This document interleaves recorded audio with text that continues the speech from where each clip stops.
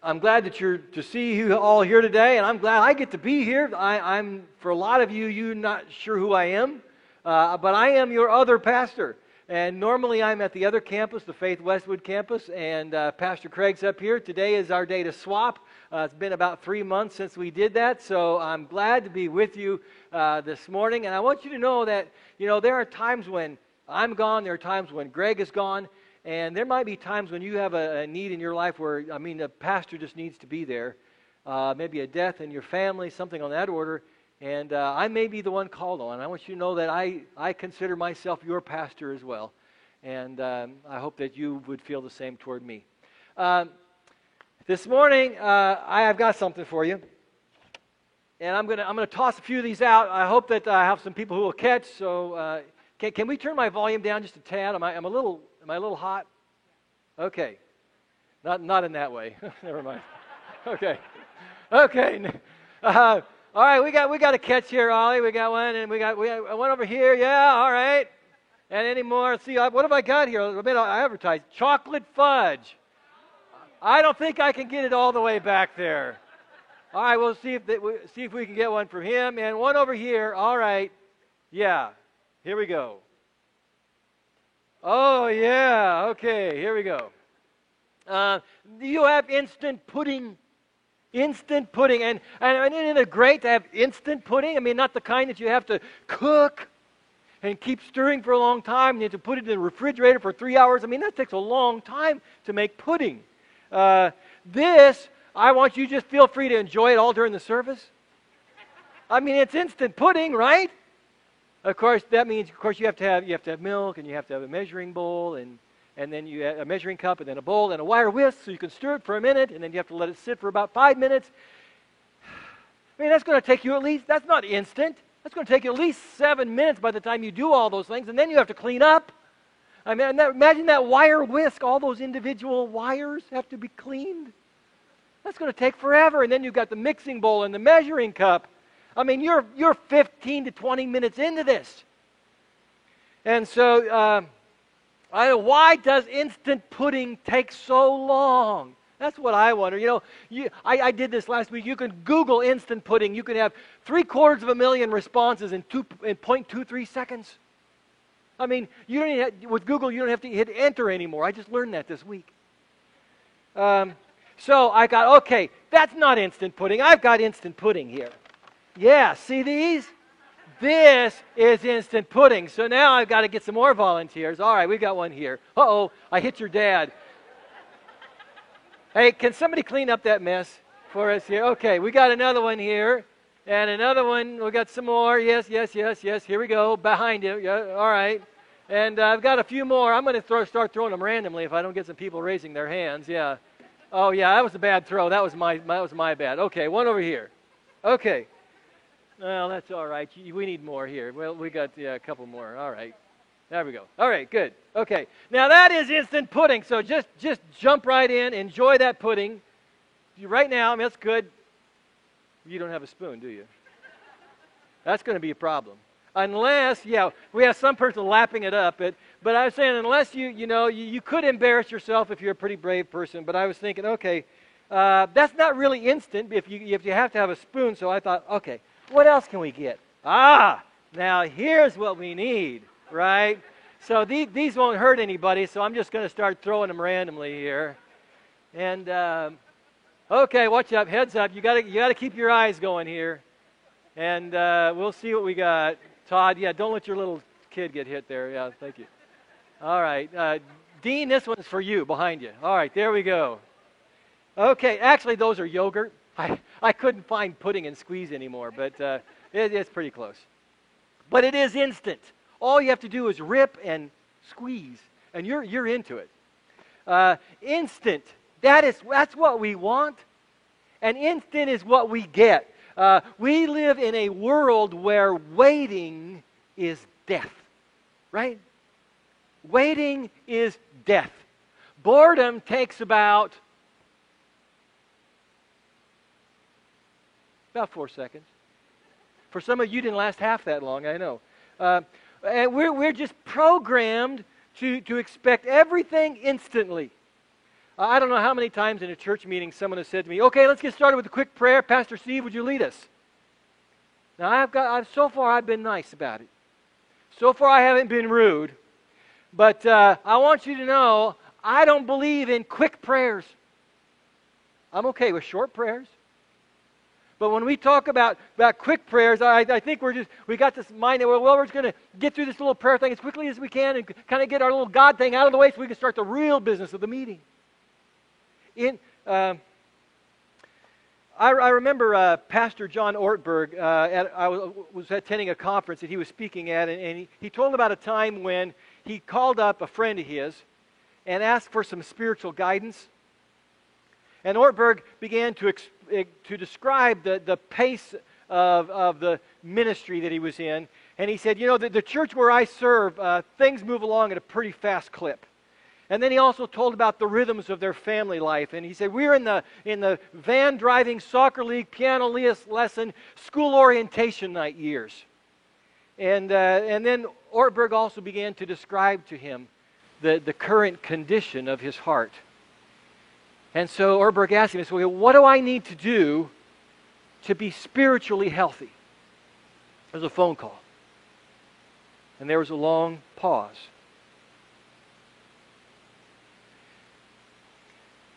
You must ruthlessly eliminate hurry from your life. So Ortberg, you're writing it all down. He goes, okay, yeah, I've got that one down. That's a good one. Yeah. Now, what else is there? He was trying to fit as many spiritual nuggets into a short amount of time as possible because he had things to do, and it was a long distance call. And another long pause. There's nothing else, his friend said. You must ruthlessly eliminate hurry from your life.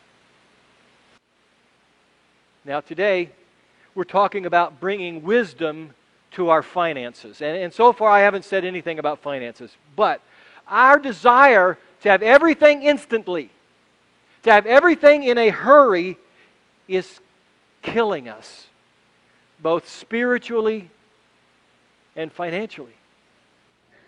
The most well-known of all of Jesus' parables may be the parable of the prodigal son, which you heard the beginning of it read a little bit ago. Usually in church we read at least up to the point where the son comes to his senses and he returns to his father, and his father sees him from a long way off and comes running to him, throws his arms around him and kisses him, puts a ring on the finger and shoes on his feet, and they have a big party with barbecue and music and dancing. I mean, that's the story. But this morning I want to focus on what a prodigal is. A prodigal is, and what it means to be a prodigal. Now, I grew up going to church, and so I know that story, and I've heard it all my life. And I always used to think that a prodigal was someone who ran away from home. I mean, that's probably what the word means. To be a prodigal is to run away from home. I didn't know that prodigals are people who can't wait to spend their money. They spend it fast and furious, and it flies out of their fingers. Here's how one person describes his prodigality. He says, my whole life has been spent in the pursuit of instant gratification. It must be some generational thing, or it might have something to do with my genetic makeup, I'm not sure. All I know is that I don't have any interest in anything on this planet that cannot or will not satisfy my immediate desires. He says, I am unable to eat a portion of a pint of ice cream. It tastes so unbelievably creamy and delicious right now. Why not just eat the whole thing? If I want some more another time, I'll just go buy some more. Ditto with that 6-pack of beer. He says, I am unable to save money. I haven't had a savings account since I was 13. I had a paper route then. It only seemed proper to stuff the money into the bank.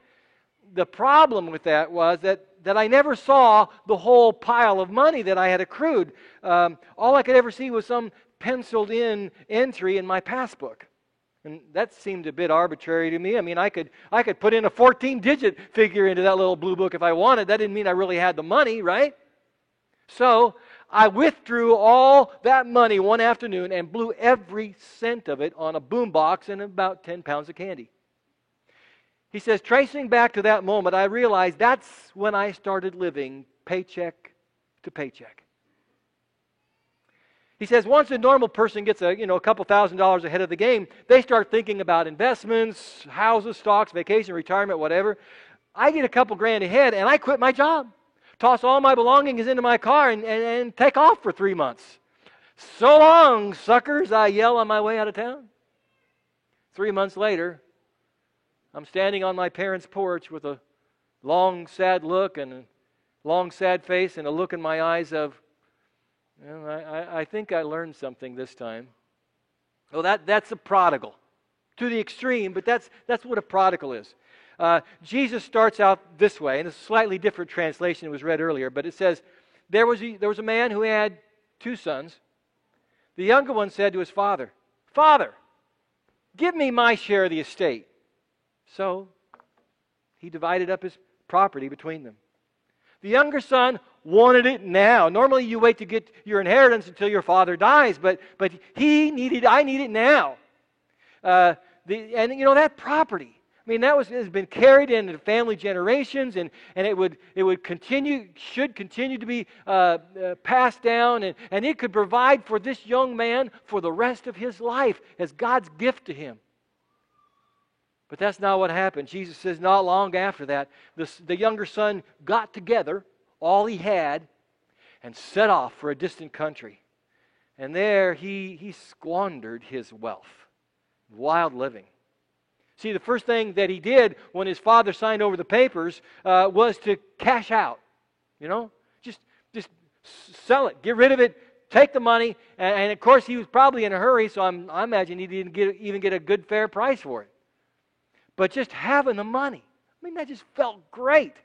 And so he decided he's going to travel and he's going to see the sights. And he was a high roller, baby, whining and dining. And all his friends loved him because, he was living it up. And they were kind of getting off the gravy from him. And rumor has it he was quite popular with the ladies, And if you asked him, I'm sure he said, hey, don't worry about me.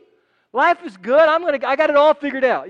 I've got friends here in high places, and if things ever kind of turn bad for me, if funds run low, I can always count on them they've got jobs for me, and I could make there 10 times I ever made working for my dad.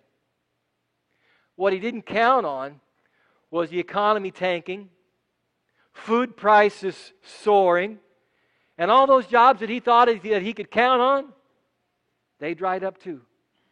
The only work he could find didn't pay him enough to buy a loaf of bread. A lot of people are one small setback away from a financial crisis. I've been there, and some are to no fault of their own, but only one small setback away from a financial crisis. Rather than trying to earn up and save up so you got $1,000 in the bank for when your car breaks down, what do? Spend it on fast food and expensive electronics and high-end cable packages? We are a nation of prodigals. Most of us have no goals, no emergency fund, and no budget. And even if we have plenty of money, and if we're not living paycheck to paycheck, we may find ourselves kind of spending money frivolously. And we've sort of gotten into this habit of being wasteful and extravagant, and it's so easy to do. I remember Jesus said, when someone has been given much, much will be required in return. When someone has been given much, much will be required in return. If you've been given much, it doesn't give us license to spend it on just everything and getting everything we want. If God has entrusted you with much, it's because God has plans for you. God has a purpose in that. And it doesn't matter whether you're running short every month or whether you've got plenty of money to spare at the end of the month. Jesus wants to convert you clear down to your wallet. He wants to save you from the idol of worshiping instant gratification. And you know that's an idol, isn't it? Worshiping instant gratification.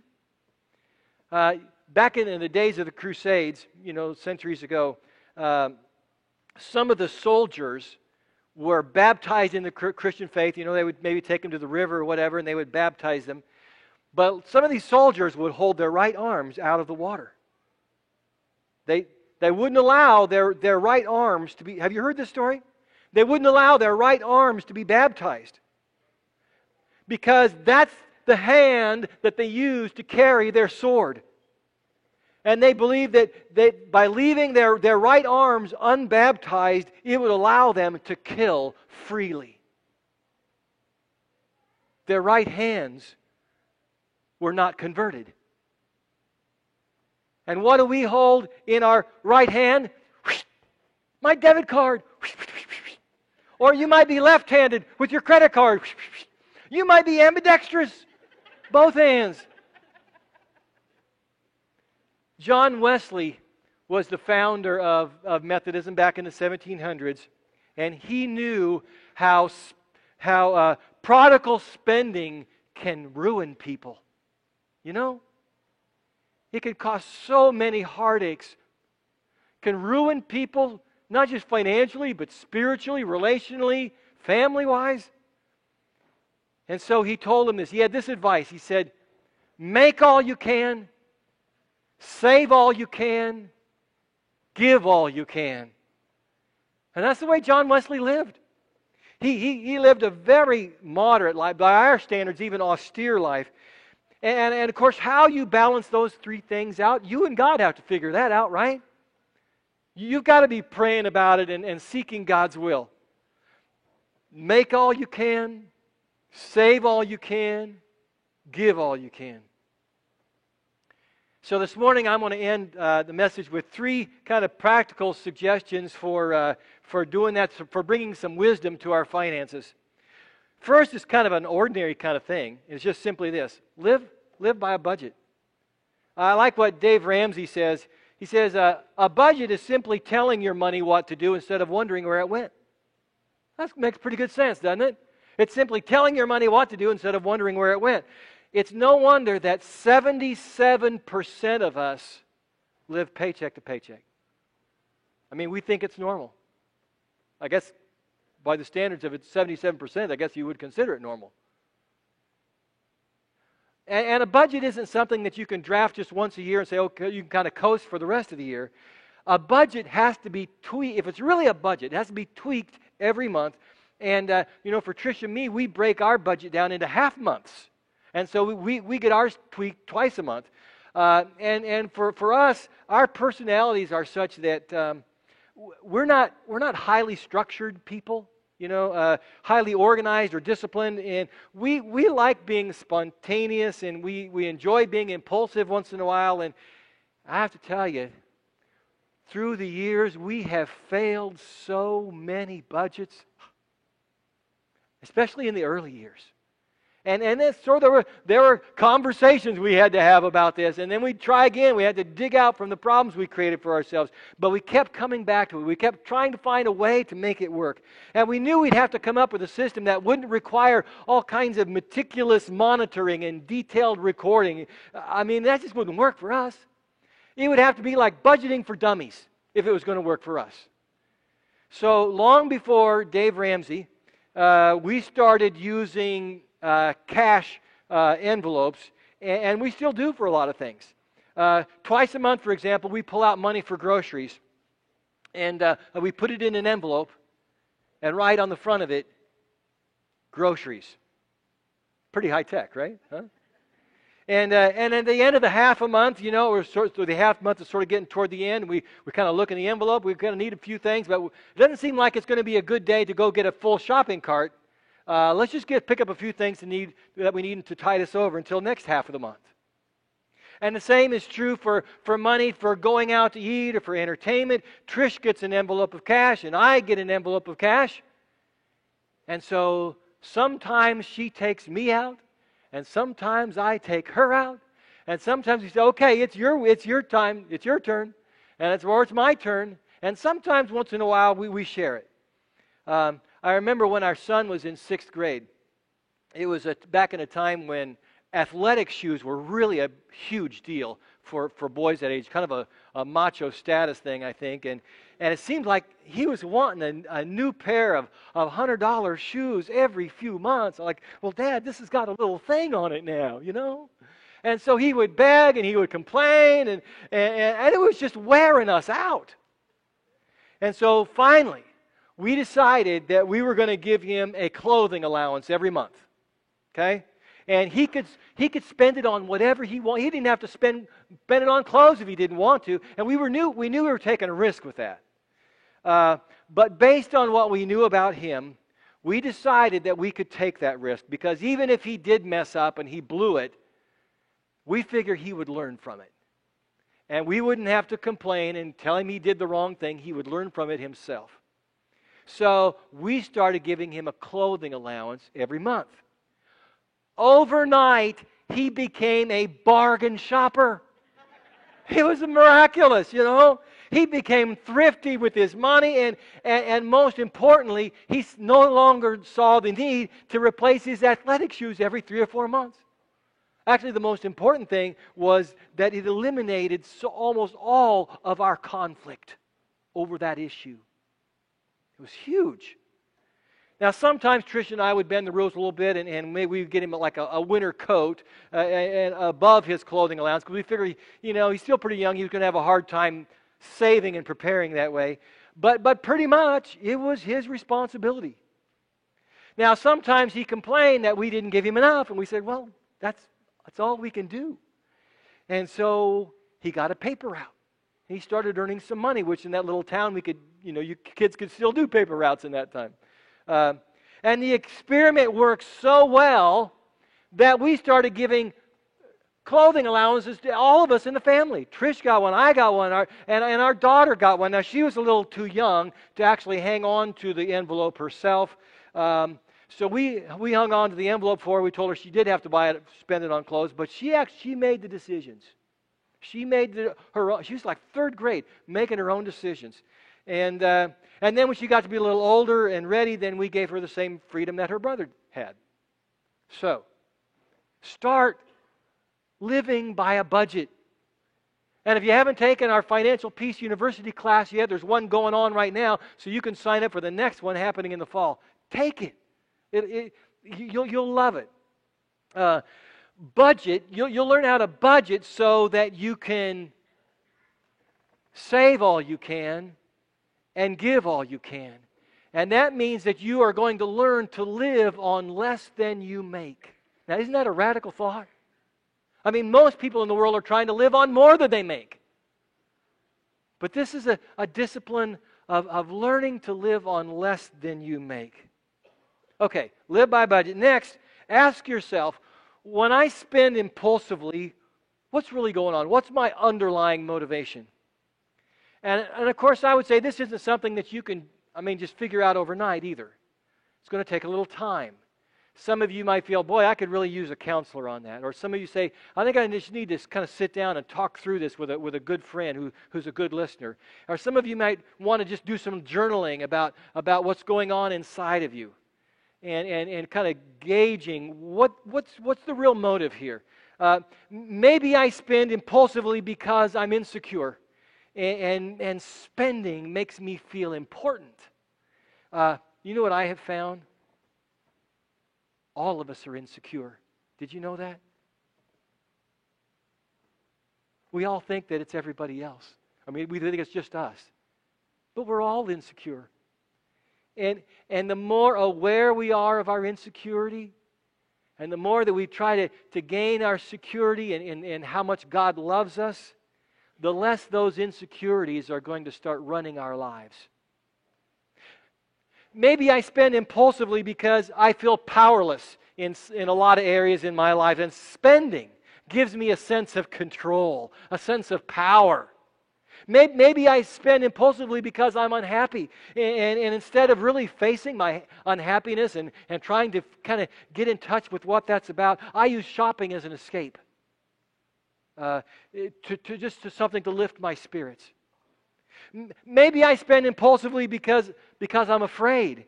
And I'm afraid that, well, someday I might be broke, and so I won't be able to buy these things. So I want to get it now while the getting's good. It's about fear of the future. So, what about you? Ask yourself, what's going on? When I spend impulsively, what's really my motive here? What need am I trying to meet? And then the last one is this. Give to God off the top, not the bottom. Which for a lot of us means give to God at the beginning of the month and not at the end of the month. And of course, this is where faith comes in. The ancient Israelites had an agricultural economy, as you can imagine, and God asked them to put their faith in His ability to provide. And that meant giving their first fruits. Maybe you've read that in the Bible. It talks about, in the Old Testament, about first fruits. They gave God the first of their grain harvest. They gave God the first of their olive crop. They gave God the first of their grape produce. And then they lived off the rest. Give to God off the top instead of what's left over at the end. Now, some of you this morning, you're pretty new here in Water's Edge and church thing altogether, and you're still trying to figure out if God is real and if Jesus can be trusted, and if these people here in this church are semi-normal. Actually, the jury's a little out, I'm sure, on some of you. And I would say, well, okay, that's fair. Maybe you're right. Maybe this message at this point isn't right where you're at. And I respect that. But I want you to know that for those of us who have decided to devote our lives to knowing and following Jesus, this isn't something we want to just do halfway. I mean, this is either really going to be what we are about or it's not. And if it's worth believing in, then it's going to be worth rearranging our lives from top to bottom. And so I would say, for most of us here today, if you walk out of here this morning with a commitment to do one thing, I think that would be ideal. Maybe you would walk out of here this morning with to say, okay, he talked about living by a budget. We just kind of been skating around this for a long time, and we've never really done it. Or we tried and we failed so many times, but Pastor Steve, he failed a lot of times. He got back on. So that's what we're going to do. We're going to walk out of here and say, that's what God's saying. We're going to make this work. We're going to try again. Or we're going to find some people to help teach us how to do it, to make it work. Or maybe you say, I think what God's really spoken to me, and I'm going to make a commitment. As I walk out of here today, I'm going to do some soul searching. And I'm going to find out, okay, what's really going on? What's driving me to spend impulsively the way I do? What's the real need that I'm trying to meet, that I'm sort of trying to satisfy in some alternate way? Or maybe you say, some of you, okay, I've been kind of the person who kind of gives God a little bit of whatever I've got left over, rather than giving off the top. And so I want to do that. I want to start giving off the top now. I want to give at the beginning of the month or beginning of the pay period.